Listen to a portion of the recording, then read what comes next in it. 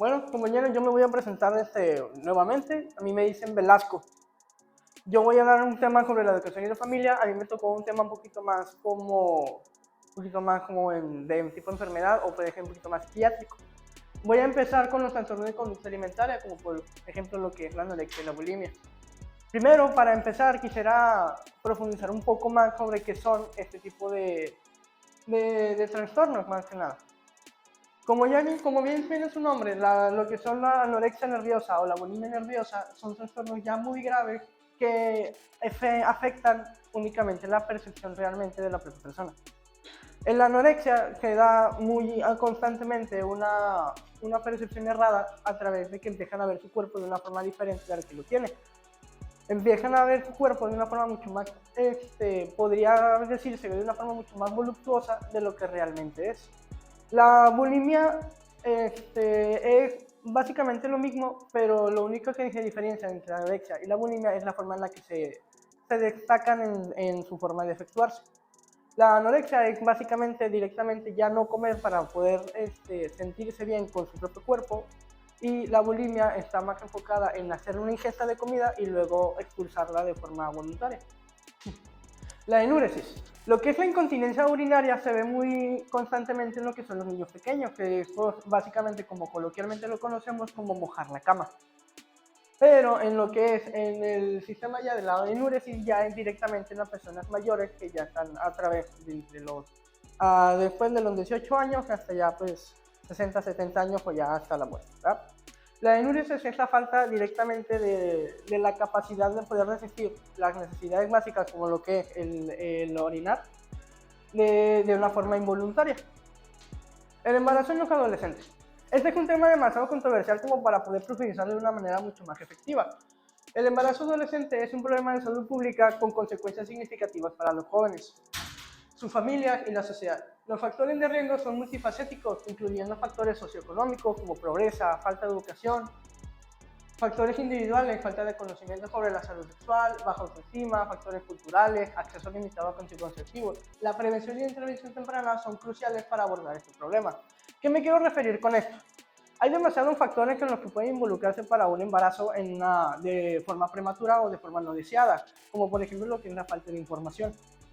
Esta falta de información puede ser demasiado crucial en diferentes tipos de sociedades que a través de donde ellos mismos, que no tienen una percepción completamente pues, informada o que no están al tanto de todas las necesidades o pretensiones que se pueden llegar a necesitar, no tienen una forma de poder invalidar o de validar un embarazo que no sea deseado. Lo mismo, como ya lo dije antes, también pueden ser los factores individuales, como falta de conocimiento sobre la salud sexual o la baja autoestima. ¿Cuántas veces no nos han dicho o no nos han platicado sobre mujeres o niñas o adolescentes que han sido manipuladas o seducidas a través de personas un poco más mayores o de gente de su misma edad o menores, dependiendo del tipo de la sociedad en la que se encuentran? Pero al no tener tanto conocimiento o tanta información, se llegó al momento o a la necesidad de hacer como lo que coloquialmente conocemos como el sentido de pertenencia en una pequeña sociedad o una gran sociedad o una cultura, que a través de querer sentirse pertenecido a un grupo llegan a hacer actitudes o acciones que tal vez moralmente o éticamente no son muy correspondientes. Problemas de conducta en la infancia y la adolescencia. Varias situaciones especiales pueden afectar la educación en los niños, incluyendo necesidades educativas especiales, familias en situación de vulnerabilidad, migración, enfermedades crónicas o discapacidades y conflictos familiares. La colaboración entre la familia, la escuela y la comunidad es esencial para brindar apoyo y asegurar el éxito educativo en los niños en estas circunstancias. Por eso me refiero de que a través de las propias relaciones o las propias consecuencias que tienen varios conflictos en la propia familia pueden afectar la educación de una forma muchísimo más profunda. ¿Cuántas veces nos han dicho o cuántas veces no hemos visto que cuando una familia se muda constantemente puede llegar a afectar el sistema educativo de la propia familia interna, específicamente con lo que son los niños o incluso hasta los padres?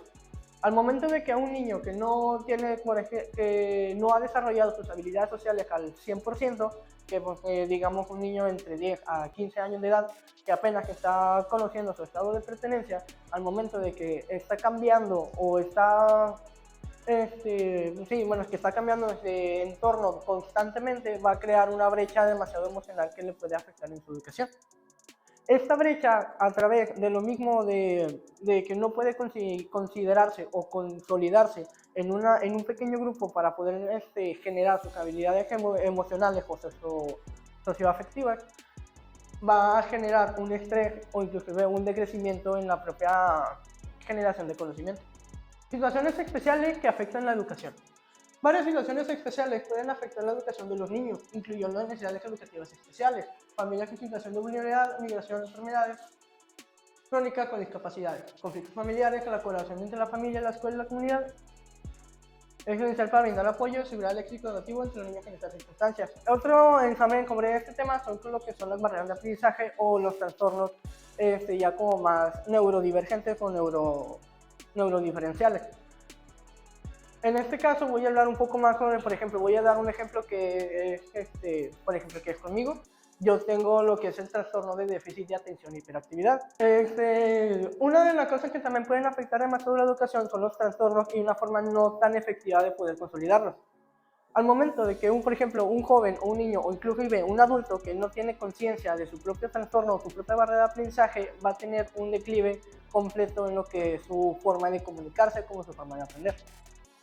La forma más fácil o la forma más asertiva de poder encontrar una manera de poder solucionar este tipo de cosas es a través de la propia terapia. Inclusive instituciones educativas han podido brindar una forma de, a través de los propios psicólogos y en este caso estudiantiles o educativos, poder encontrar o poder dignificar lo que son las barreras de aprendizaje, como lo que es el trastorno de déficit de atención o TDA, lo que es el TDP, el TDA o incluso el TEA, es el trastorno autista. El divorcio y su impacto en la familia y la educación. El divorcio parental es un evento significativo que puede afectar profundamente el bienestar de los niños. El estrés, el conflicto, los cambios de la dinámica familiar y las dificultades económicas pueden impactar en su rendimiento académico y su adaptación escolar. Un enfoque de apoyo y colaboración entre padres y escuela es fundamental. A esto me quiero referir que cuando un divorcio o una separación familiar se da en una edad lo suficientemente temprana que no, como para no tener un desarrollo cognitivo lo suficientemente maduro, puede generar demasiado estrés en los niños. ¿Cuántas veces no se ha visto o no nos han platicado de que los mismos niños a través que están pasando por un divorcio de sus padres empiezan a tener una actitud mucho más rebelde o muchísimo más agresiva? Esto es a través directamente de sus propias necesidades afectivas.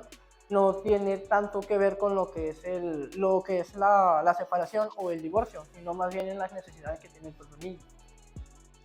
La muerte y su integración en la educación.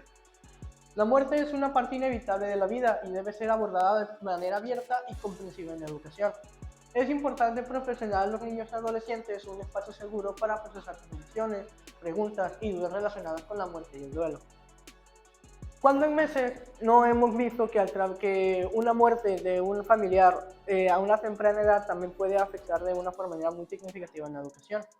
Yo he tenido ciertos ejemplos de personas que han sido cercanas a mí, que les han fallecido alguna persona que han sido muy cercana a ellas y han cambiado su actitud muy drásticamente.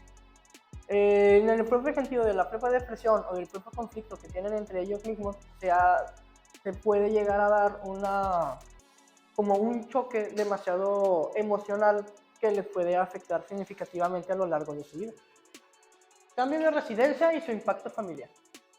El cambio de la residencia puede generar estrés, desestructuración de la red social, reorganización de los roles familiares e impacto económico, afectando la adaptación de los niños y la nueva situación y su rendimiento escolar. Aquí quiero profundizar en lo que es un tema sobre lo que es la reorganización de los roles familiares. Cuando un padre de familia se llega a ir del núcleo familiar y únicamente queda, por ejemplo, lo que es la madre y los hijos, en muchas ocasiones, o al menos más coloquialmente, lo hemos visto que el hijo mayor o cualquiera de los hijos empieza a tener como ese rol de la cabeza de la familia. En ese sentido, cuando una persona que no está emocionalmente ni psicológicamente preparada para llevar este tipo de responsabilidades, empieza a tener un declive en su reorganización emocional. Al momento de que a un niño que, por ejemplo, de 12 o 15 años empieza a actuar como la persona más madura de la casa o empieza a tener responsabilidades, por ejemplo, con sus hermanos pequeños, de prepararlos para la escuela, de llevarlos un lonche, de llevarlos a la escuela o de encaminarlos, o de tener responsabilidades que tal vez no son muy de su edad, empiezan a tener un conflicto interno. En este conflicto interno empiezan a tener como una disociación o una disociativa que puede generar un estrés que no están preparados para sobrellevar. Al momento de que un niño que no tiene la suficiente capacidad psicológica para poder llevar este tipo de actividades, su cerebro empieza a trabajar de una forma tan constante o tan extremadamente que empiezan a haber cambios físicos, cambios emocionales o incluso hasta cambios psicológicos. Por emocionales me refiero que empiezan a tener una actitud a lo mejor mucho más pasiva o a lo mejor mucho más seria o por otro lado puede llegar a ser muchísimo más agresiva. De una forma física se pueden ver, por ejemplo, arrugas en temprana edad, se puede ver caída de pelo, se puede ver factores que generan lo que es el estrés. Atención de los padres en la escuela. La participación activa de los padres en la escuela de sus hijos está positivamente relacionada con el éxito académico y el bienestar del niño. Las escuelas pueden fomentar esta participación a través de una comunicación afectiva, programas de formación para padres, espacios de encuentro y un enfoque colaborativo. ¿Cuántas veces hemos visto que cuando los padres no están metidos o no están atentos de los hijos es cuando los mismos estudiantes o los mismos niños empiezan a fracasar en la escuela? O ya lo dijo también mi compañera en su presentación anterior sobre lo que es el fracaso escolar, también está muy enfocado en lo que es la atención de los padres. Esta misma atención, que donde la figura paterna o la figura de autoridad o la persona que podría llegar a ser el pilar de ese niño no cuenta con la suficiente atención para poder validarse o para poder consolidarse en el mismo ámbito, no puede generar un espacio seguro o un espacio lo suficientemente adecuado para que su incremento social o educativo pueda florecerse. Escuela para padres. La Escuela para Padres es un programa educativo que busca fortalecer las habilidades parentales y mejorar la dinámica familiar, proporcionando herramientas para una crianza efectiva y el desarrollo integral de los niños. Una escuela para padres no es directamente una institución educativa, sino más bien como un,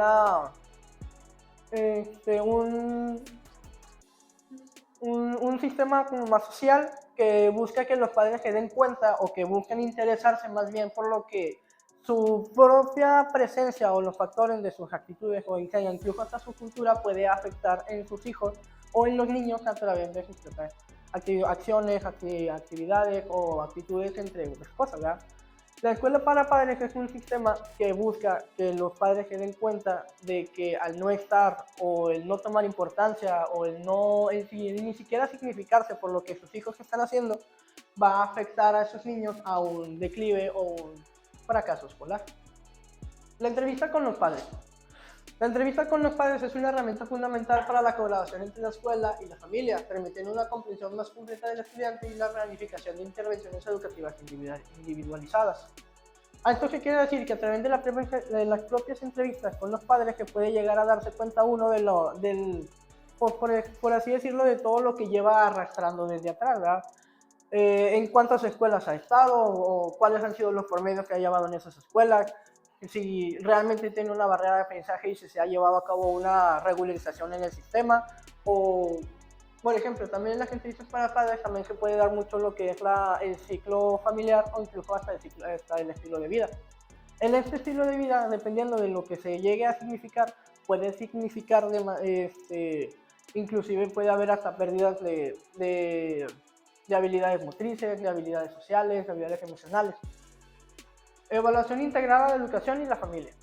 La evaluación en el contexto educativo y familiar debe ser integral, considerando las dimensiones académicas, socioemocionales, psicomotoras y familiares. La colaboración entre la escuela y la familia es crucial para la evaluación afectiva y la comunicación entre sesiones adecuadas. Una evaluación que puede hacer a través de las propias actividades o incluso de las propias acciones que van a llegar a tener los niños como los padres a través de un conjunto familiar o incluso hasta educativo, pueden generar lo que es un agravio o pueden incluso hasta generar un impulso. Quise dejar un apartado sobre esta exposición porque esta posición no debe ser considerada como un trabajo profesional. Obviamente yo no soy un psicólogo o incluso no he terminado mi carrera como para poder darles una información que pueda ser utilizada de una manera como más profesional. Esto sería todo de mi parte.